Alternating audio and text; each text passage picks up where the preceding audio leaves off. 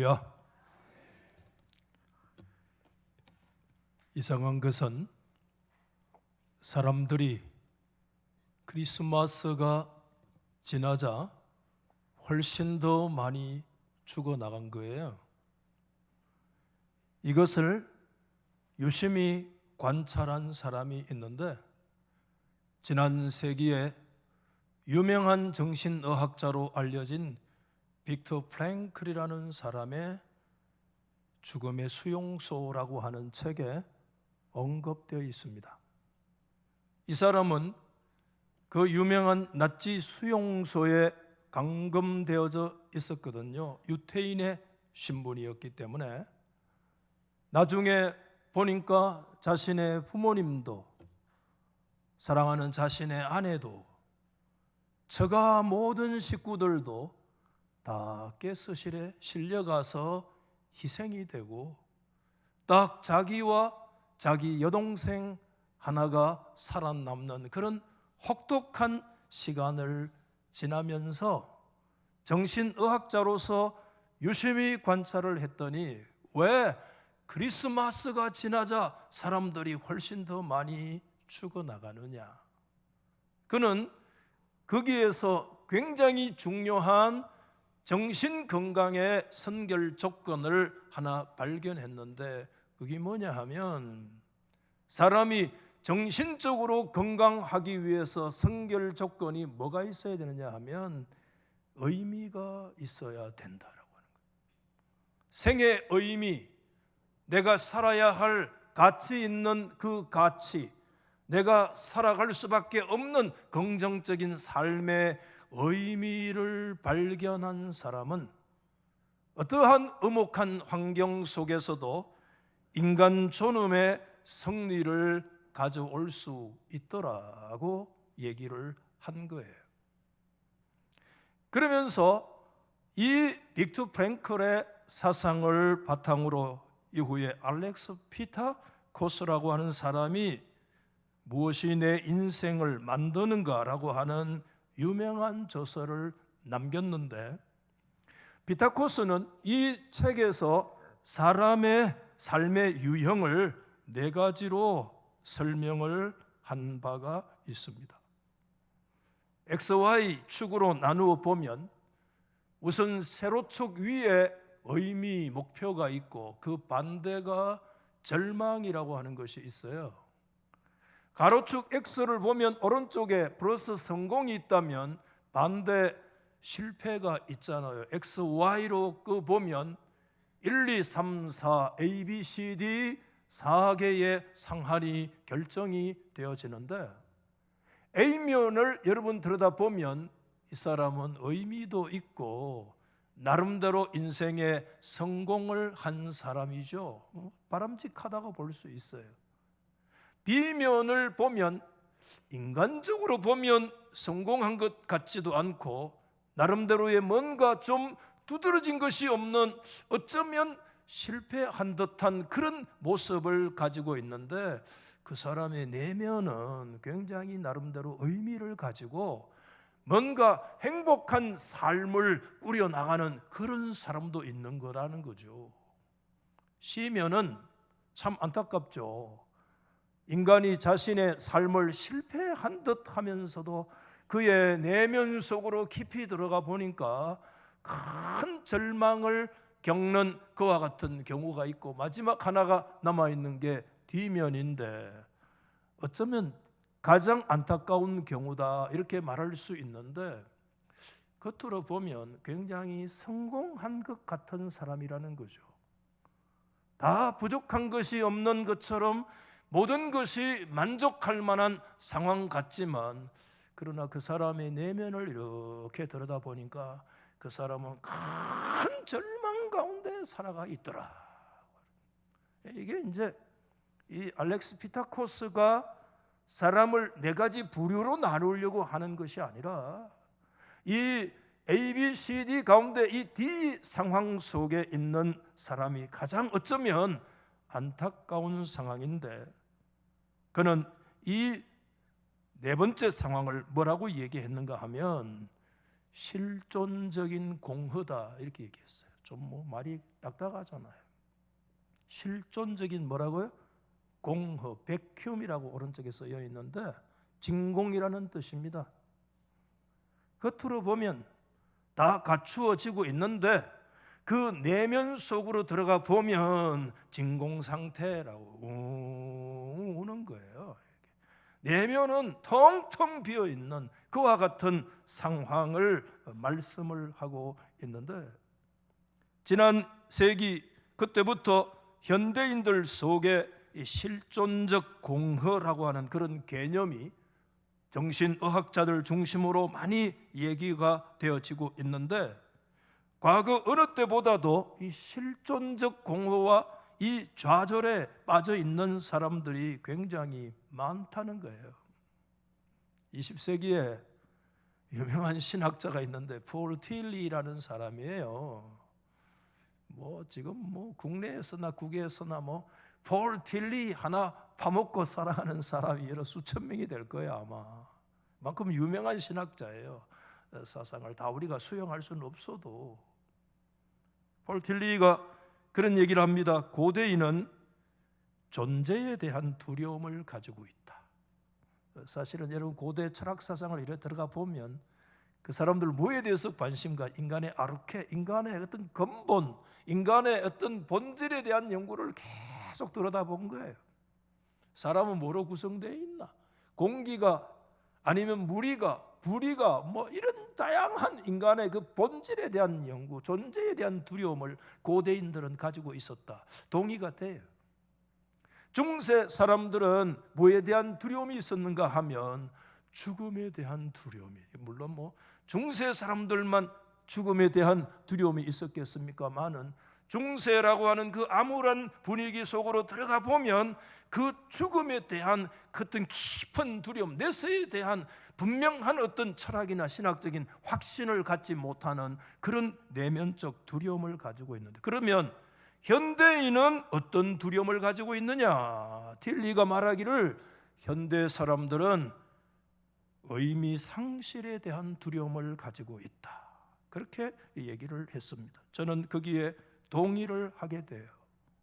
나름대로 성공한 듯 한데 내면에 큰 절망을 하고 있는 건 뭐냐? 그것은 인간의 삶의 의미의 상실에 대한 그런 모습이죠. 그래서 빅터 프랭클은 현대인들이 겪는 실존적인 공허는 실존적인 좌절로 우리를 이끌어가고, 실존적인 좌절은 인생을 어디로 이끌어가는가 하면 병으로 이끌어가는데, 그 병을 일컬어서 빅터 프랭클 정신의학자는 신경증이라고 그랬어요. 신경증.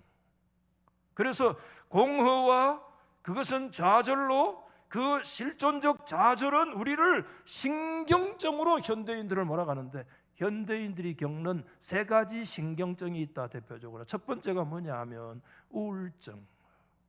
우울증 없는 분 있나요? 연세가 드시면 미안하면 노인성 우울증도 와요. 저도 가끔 순간순간 우울증이 옵니다.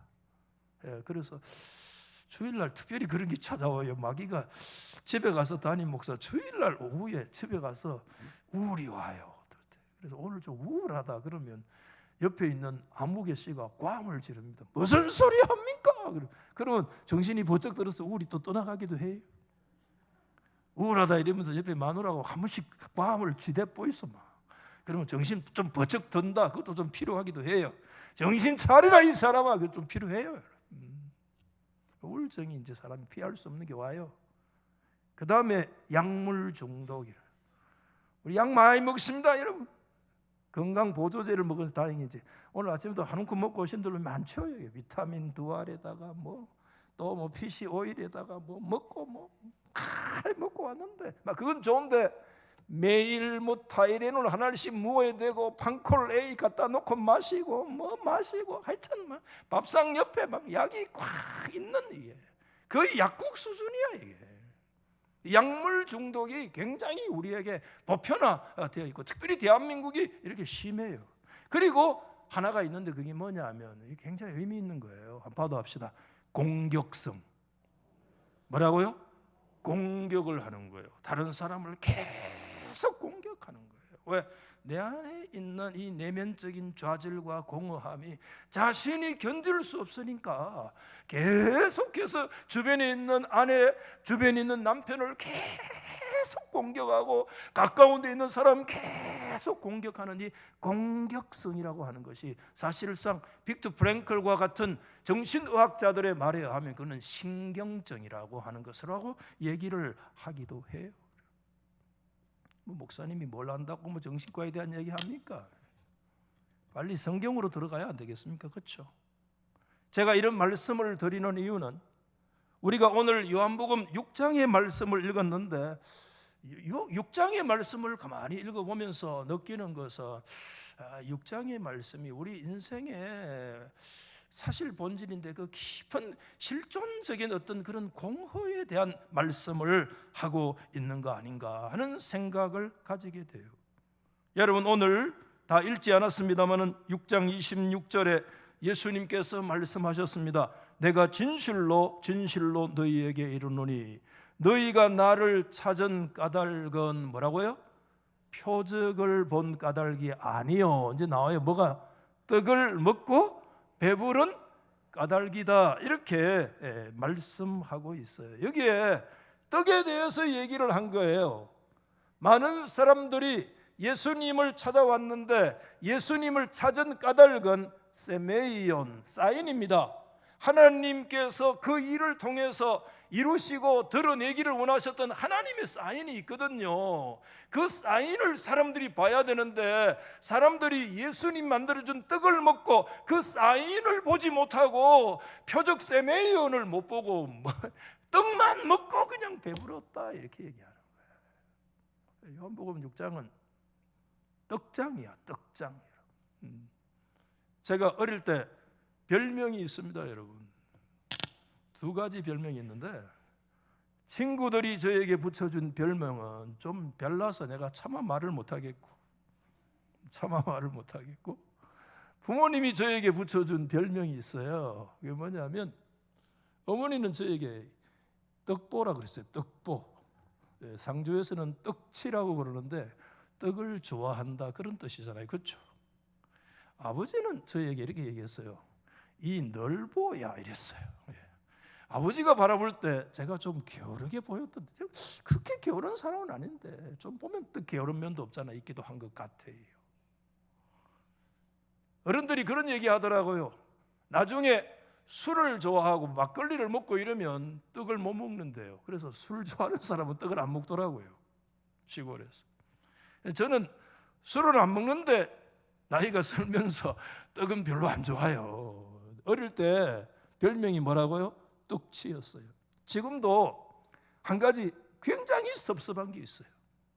형님이 돌아가셔가지고 큰 구슬을 했는데 그때만 해도 구슬을 할 때 떡을 합니다. 집에서 떡을 했어요. 우리 어른들 아시죠? 떡 시루를 마당에 놓고 떡을 했어요. 떡 시루를 2층, 3층 놓고 밑에 불 떼가지고 막 밑에 구멍 뚫린 대로 막 깨서 올라가가지고 막 그때 떡을 했는 거 보신 분들만 아멘.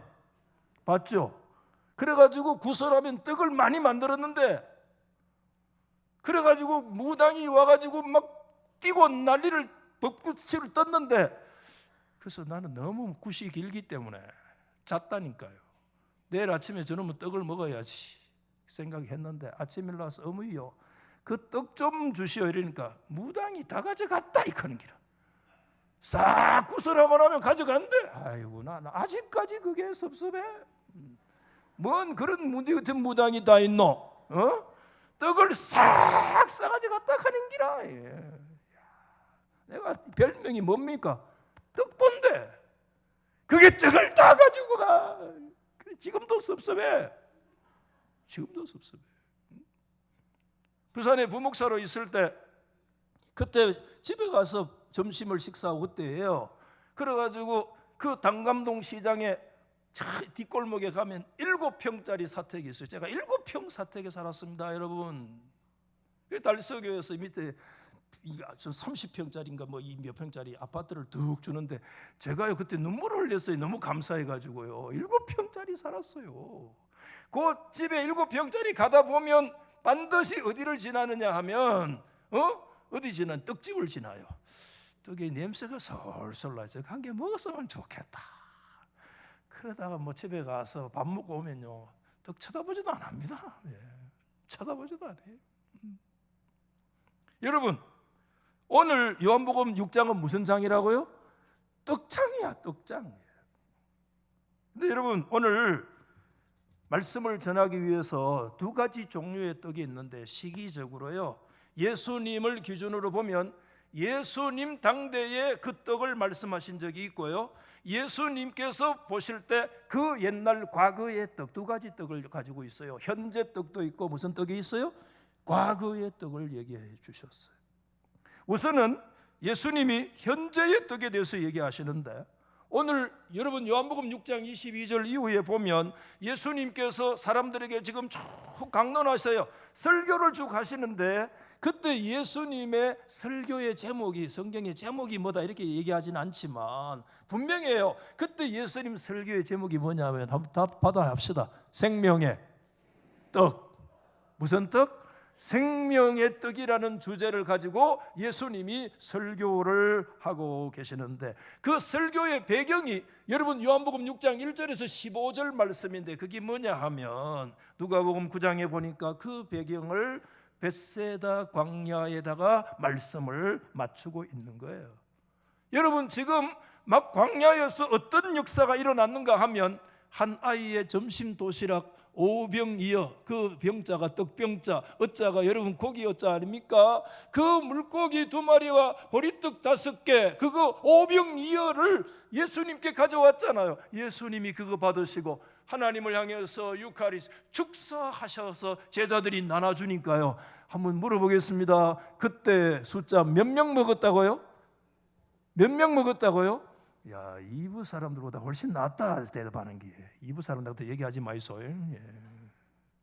몇 명요? 숫자로 오면 5,000명인데 남자만 5,000명이에요. 굉장히 많이 먹었어요. 자, 하나 더 여쭤봅시다.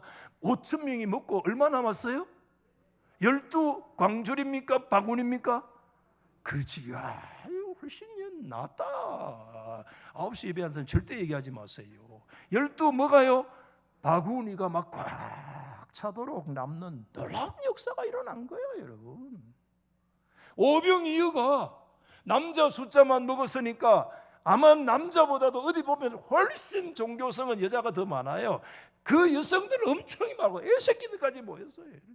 학교 갔다 올 때 막 옛날 시사 지날 때 막 떡 먹으려고 뒤에 막 전부 다 애만 생기면 하나씩 주거든. 그래가지고 애 업고 걸키고 양쪽에 손잡고 3명 쓰고 쓰이면 세목 주거든. 세목 줘요. 산 밑에 가지고 학교 갔다 보면 줄 쫙 서 있어. 산에 시사 시제 지내고 나서 떡 나눠주는데 그 전부 가서 줄 서고 기다리고 있는 거야, 여러분. 수많은 사람들이 그날 떡을 먹었어. 놀라운 역사야. 5병이었는데 그런 엄청난 역사가 그 광야에 일어났는 줄 믿으시면 하면 아멘. 그 역사가 일어난 거예요. 그런데 여러분, 그렇게 많은 기적 아니에요? 상상도 하지 못했던 떡을 먹은 결과를 성경에 말씀하고 있는데, 우리 읽어서 26절 말씀에 읽었잖아요.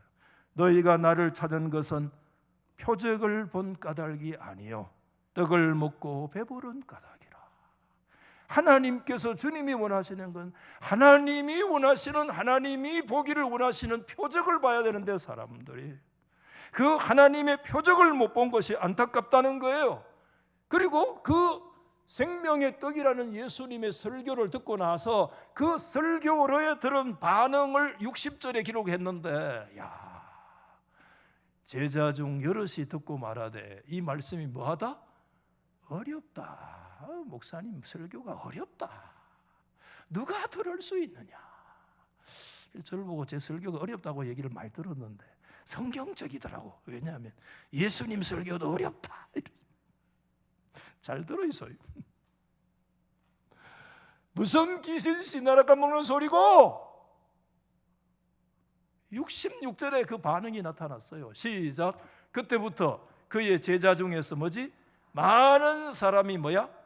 다 떠나가고 두 번 다시 예수와 함께 다니지 아니하는 역사가 일어난 거예요. 야, 굉장한 비극이야. 예수님께서 만드신 떡이 기적떡 아닙니까? 오병이어에 하나 가지고 그 어린아이 먹을 거 가지고 그 광야에 엄청난 역사가 일어났는데, 그때 생명의 떡에 대한 말씀하면서 하나님의 표적에 대해서 말씀하기를 원하셨는데 그 표적을 본 사람은 아무도 없고 어렵대 하면서, 이 설교가 뭐 그리 어려워, 못 알아듣겠어 그러면서 다 뿔뿔이 다 흩어져서 가버린 거야. 예수 12제자만 남았다는 거야. 예수님 제자들에게 너희도 가려느냐 그래 물었잖아요. 그러자 영생의 말씀이 주께 있사오니 우리가 누구에게로 갑니까 하고, 이 정도 돼야 예수 믿는 겁니다. 아멘. 다 가버린 거야 여러분. 현재의 떡을 먹은 결과가 뭐냐? 먹고 하나님이 보여주시는 표적이 이거군요, 이거군요, 이게 해야 되는데 다 도망가 버린 거야. 한 가지 떡 더 남아 있어요. 무슨 떡? 예수님 기준으로 뭐예요? 과거 떡, 과거의 떡. 여러분, 오늘 49절에 예수님 말씀합니다. 너희 조상들, 과거를 돌아가라는 거예요.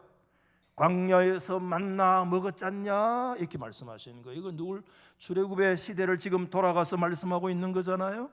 이스라엘이 출애굽을 해서 나왔는데요, 나온 지 한 달 만에 어떤 결과가 일어났는가 하면 양식이 떨어졌네. 여러분, 여러분 양식 떨어져 본 거 집에서 살아본 적이 있습니까?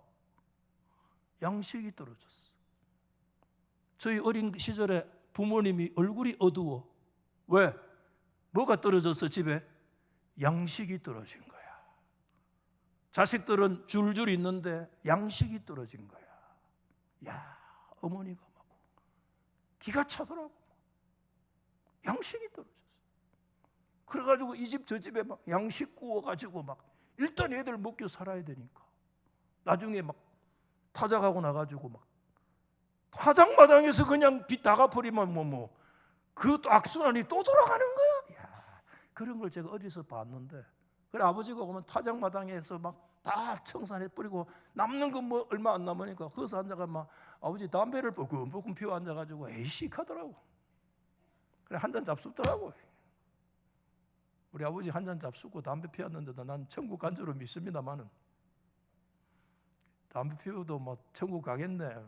또 이래 들으면 또 이상한, 이 기가 이상한 거야. 우리 집에 그랬단 말이야. 재미가 없는 거야. 그런데 여러분, 남자만 숫자 계산해도 60만 명 아닙니까? 미니멈 봐도 출애굽한 인구를 우리가 몇몇 명 좀 봐요. 200만 명에서 많이 보는 사람 200~300만까지도 보잖아요. 최소 200만 명은 봐요. 그 200만 명이 이집트에서 나올 때 짊어지고 싸들고 엎어지고 나이지 뭐야? 하여튼 막 엎어지고, 왜 자꾸 엎어지고 나오나? 짊어지고 싸들고 막 밀고 막 양손에 들고 와가지고 한 달 만에 양식 다 떨어진 거야. 200만 명이 있는데 양식 다 떨어졌어. 큰 위기죠. 어떻게 될 거예요? 반드시 거기에는 원망이 일어나요.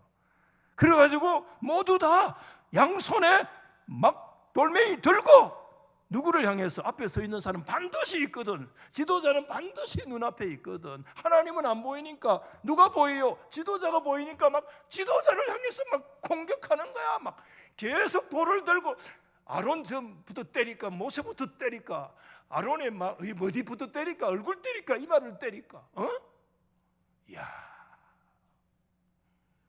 그때 그 사람들이 했던 말이 출애굽기 16장 3절에 우리가 애굽 땅에서 고기 가마 곁에 앉아 있을 때, 그때 떡을 배불리 먹을 때, 그때 여호와의 손에 뭐 했으면 좋겠어? 그때 죽었으면 좋았겠다. 이 꼬라지 저 꼬라지 안 보고 그때 팍 죽었으면 좋았겠다. 어디 때릴까? 그게 이제 그 현장이었어요. 그러나 우리 하나님은 자비로우신 분이세요.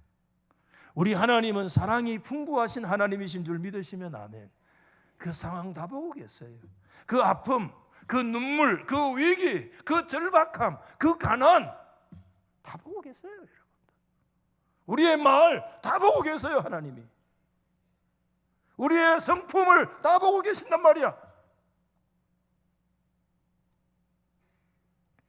그래서 하나님께서요, 하늘에서 양식을 막 내리시는데 비같이 내려주셨어요. 그게 만나와 메추라기인데, 만나, 여러분 16장 31절에 가시 같고 희고 맛은 꿀 섞은 과자 같은 것이 막 아침에 막 내려지는 역사가 막 일어났습니다. 아멘. 아멘 좀 하소. 그런 역사가 일어났어요. 그러니까 또 뭐가 또 먹고 싶어? 또 뭐가 먹고 싶어요? 그래, 고기가 또 먹고 싶은 거야. 그래, 고기 먹을 때가 좋았는데, 그때 죽어버리 있으면 좋았는데. 하나님 그거 들었어요? 안 들었어요? 다 들었어요. 실컷 먹어버리라고 막. 그러가 저녁에 뭐가 왔어요? 메추라기가 왔어요. 메추라기가 왔는데요, 어느 분 그렇게 설명하고 들었어요. 성경을 들어보니까 그 말이 맞더라고요. 메추라기가 얼마 온 줄 압니까? 메추라기가요, 장정이 걸어서 하루 갈 걸 동서남북 사방으로 걸어가. 여러분, 장정이 걸어가면, 하루에 빨리 걸어가면 많이 걸어갑니다. 몇십 킬로 걸어갈 수 있습니다. 걸어갈 수 있죠. 장정이니까. 그 장정이 걸어갈 수 있는 동서남북이로 규빗이 2규빗이면요 45cm면 90cm, 약 1m로 생각했어요. 자, 저를 보세요. 잠에 오시는 분 중에 빨리 고기 구워 먹어야 되는데 자면 안 된다. 눈 떠요. 이 1m로 생각해 보세요. 장정이 동서남북으로 하나님이 바람을 쫙 부니까 어디에서 메추라기 떼들이 몰려가지고 이스라엘 진영 중심으로 동서남북 사방의 하루길에 90cm로 덮였어. 아멘. 아무도 안 하네. 안 믿어지니까 안 하는 거야. 몇 센치로? 1m로 얼마? 수십 킬로를 그냥 덮었어. 아멘. 하나님만 하실 수 있는 줄 믿습니다. 시커 먹어라, 시커 먹어라. 그래, 그날 어떻게 먹어요? 찌지 먹고 뭐지? 볶아 먹고 또 뭡니까? 삶아 먹고 또 뭐냐 물으니까 뭐라고요? 구워 먹는다 하더라고, 이부 때. 그래서 뭐가 제일 맛있나는 거? 구워 먹는 게 맛있다는 거야, 여러분. 시커 먹어버리라. 찢어 먹고 삶아 먹고 뭐지? 찌지 먹고 뭐 또 구워 먹고 생거로 먹는 놈은 없지? 시커 먹어버리라. 입에 단내가 나도록 먹어버리라. 실컷 먹도록 하나님이 막 그래 줘버린 거야. 여러분, 광야에 40년 동안 굶어서 죽은 사람 한 사람 없는 줄 믿으시면 아멘. 하나님이 역사하셨어요. 여러분, 출애굽 당시에 여러분 그 만나가 하나님이 떡이라고 그랬어요. 출애굽기 16장 4절에 하늘에서 양식을 비같이 내렸는데, 그 출애굽의 16장에서 말하는 양식이 히브리 말이 헬라 성경 70인용으로 옮겨질 때, 그때 양식의 단어가 뭐로 되어 있느냐면 아르토스라고 하는데, 이게 떡이라는 뜻이고, 양식, 아르토스, 에크, 우라노스, 하늘로부터 에크, 프롬, 하늘로부터 내려온 아르토스, 그 양식이 떡이, 그게 뭐냐? 만나다 이거야.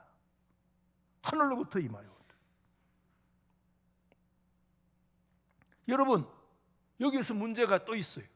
현재의 떡을 먹고 어떻게 됐어요? 다 도망갔는데, 그러면 예수님께서 얘기하시는 거야. 지나온 역사를 더듬어 보자. 과거에 너희 조상들은 그 떡을 먹고 그러면 어떻게 됐는가? 생각해 보자는 거예요. 예수님께서 지금 막 설교하시면서 밀고 들어가시는 거예요. 어떻게 됐어요? 결과는 49절에 다시 보시면, 너희 조상들 광야에서 만나 먹었다. 찢어 먹고 볶아 먹고 삶아 먹고 또 뭐지? 구워 먹고 회 먹고, 회나 먹었을 거야 아마. 육회나 먹었을 거야 아마. 그런데 결과가 뭐라고요? 죽었다는 거야. 이게 비극이라. 예수님의 말씀에 여기 있어요. 58절에 조상들이 먹고 죽은 그것과 조상들이 먹었는데 죽었어요.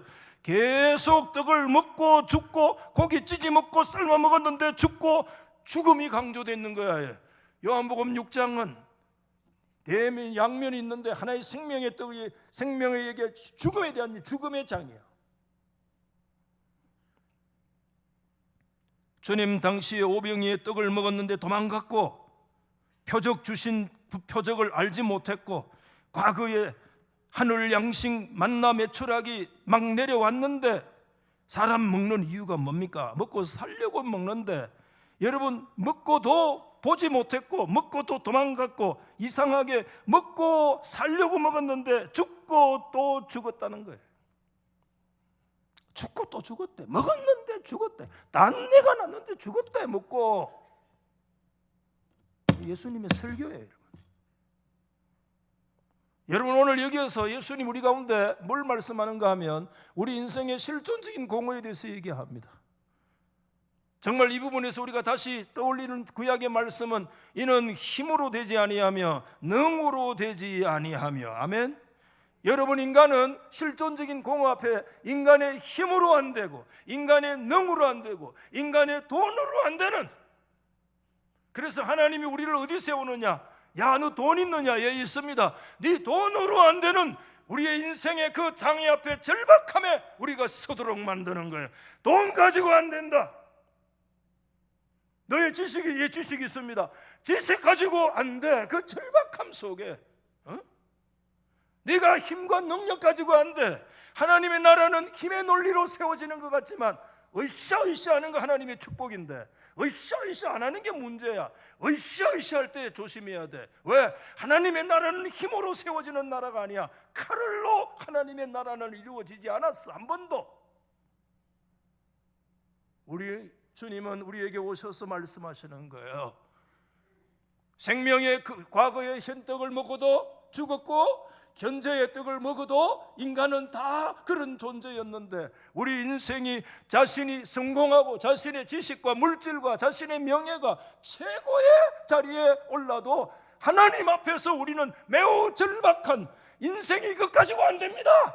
이것 가지고 내 안에 있는 실존적인 공허가 완전히 메꿔질 수 없는 그런 존재라는 것을 하나님 앞에 절박함으로 엎드려서, 눈물로 하나님 앞에 엎드려서, 그 돈 가지고 내 안에 그 골을 못 채우고 떡으로 못 채우고 나의 힘과 능으로 못 채우고 그 무엇으로도 채울 수 없는 큰 백혐이, 진공이 내 안에 있는데, 주여, 인생이 뭡니까? 수백 권 책을 읽어도 이건 안 메꿔지고 수백억을 벌어도 이건 안 메꿔지고 세상에 그 어떤 것도 이걸 메꿔줄 수 없는 그 인생의 실존적인 공허가 우리 속에 깊이 흐르고 있는 것을 오늘 요한복음 6장의 말씀을 통해서 주님은 우리를 그 앞에 절박하게 세우시고 그 자리에서 꿇어 엎드려서 하나님 앞에 눈물 뿌리면서 인생의 한계, 논의 뽀제 논백갈래, 우리 인생이 전적으로 타락하고 부패한 존재일 수밖에 없는 그 절박감 앞에 하나님 우리를 세우시는 거예요. 오늘 이 말씀, 그 앞에 다 설 수 있는 역사 있기를 주의 이름으로 축복합니다. 그 뜻 가지고 안 돼요. 전혀 다른 떡이 있어요. 전혀 다른 떡은 어떤 떡이냐? 뭘로 만들어야 돼? 진짜 다른 떡이냐? 여러분, 전혀 다른 떡은 뭐냐 하면 간단합니다. 먹고 죽는 떡 가지고는 안 돼요. 전혀 다른 떡인데 받아합시다. 먹고 살아나는 떡이 있다. 그걸 말씀하는 거예요. 먹었는데 죽었는데 그거 말고 말라고 먹고 죽냐? 먹고 사는 떡이 있어야 된다. 여러분, 예수님은 오늘 6장 32절 33절에 예수께서 이르시되 내가 아멘 아멘 진실로 너희에게 이르노니 모세가 너희에게 하늘로부터 떡을 준 것이 아니라 내 아버지께서 너희에게 하늘로부터 뭐를 주셨어요? 참 떡을 주시나니 하나님의 떡은 하늘에서 내려 세상에 생명을 주는 것이니라. 얘기. 여러분, 여기에서 떡이 있고 참떡이 있어요. 참떡의 가짜는, 반대는 가짜떡이 가짜떡이 아니에요. 우리가 먹는 떡은 다 그림자예요. 그림자.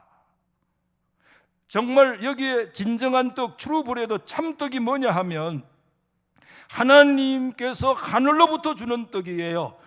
우리의 떡은 세상에서 떡이에요. 사람이 쌀로 가루로 만든 떡이지만 하늘의 떡은 하나님께서 예비하신 떡이에요. 사람의 손으로 만드신 떡이 아니에요. 전혀 다른 떡이에요. 쌀가루로 만든 떡이 아니야. 그거 먹으면 다 죽어. 먹으면 다 죽어. 먹고 왜 먹느냐? 죽으려고 먹는 거야. 먹으면 다 죽어. 먹고는 안 죽는 사람 없어. 여기에서 참떡이라는 말이 헬라말 알렉시논인데, 이 알렉시논이라는 진정한 진리라는 뜻입니다. 진짜 떡이 있다는 거예요. 그 진짜 떡은 하늘로부터 온 떡이에요. 하나님의 떡이에요. 하나님의 떡이에요. 먹고 죽는 떡이 아니라 생명의 떡이에요. 예수님은 50절에 말씀했습니다. 이는 하늘에서 내려오는 떡이니 사람으로 하여금 먹고 죽지 아니하게 하는 것이니라. 이상하잖아요. 다 먹고 죽었는데, 먹고 다 도망갔는데 먹고 죽지 아니하게 하는 하늘로부터 내려온 떡이 있다.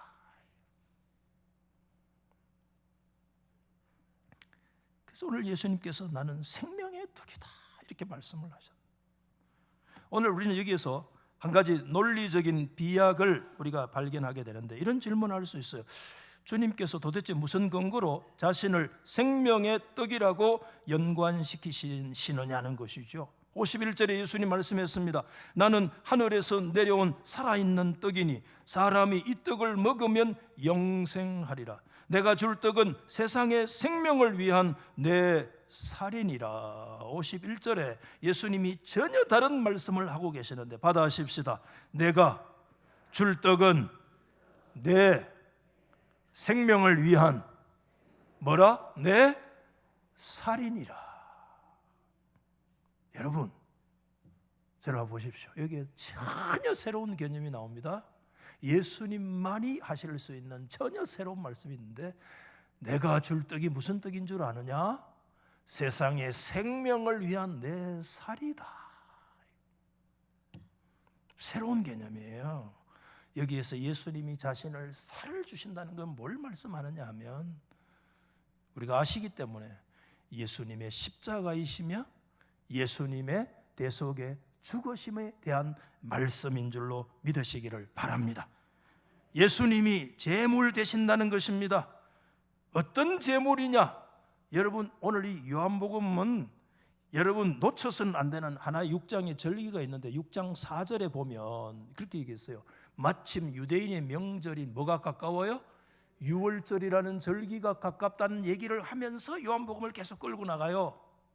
그래서 여러분, 요한복음의 시계는 어디에 맞춰져 있는가 하면 유월절이잖아. 유월절이면 어린 양이 죽어요. 그렇죠?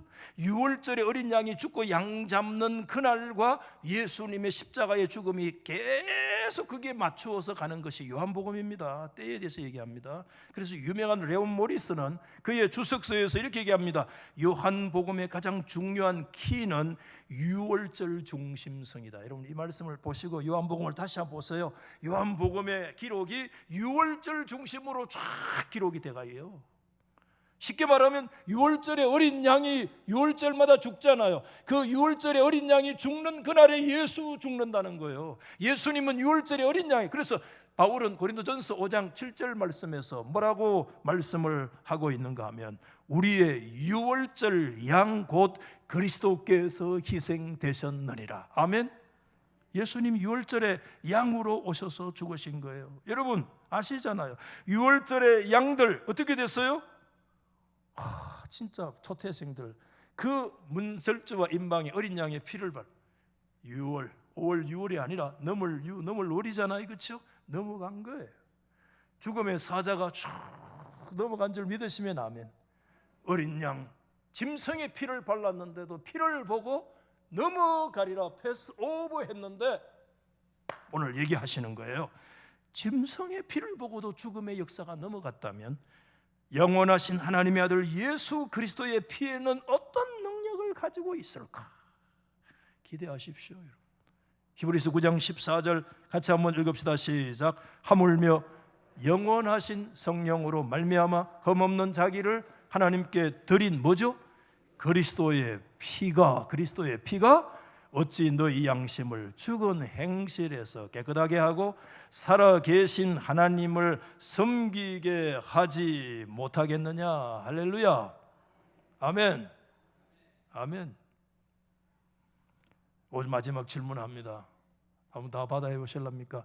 왜 목사님, 예수님께서 생명의 떡이 되십니까?